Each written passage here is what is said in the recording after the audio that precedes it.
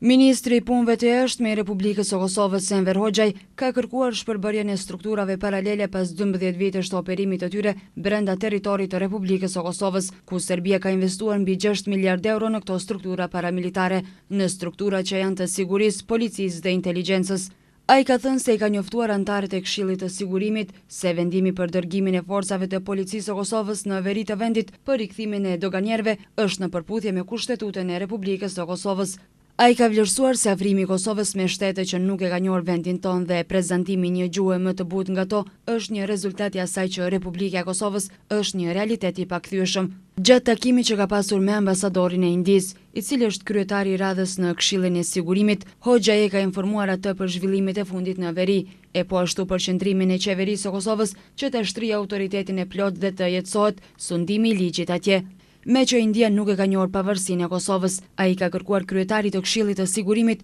që India ta njohë vendin tonë.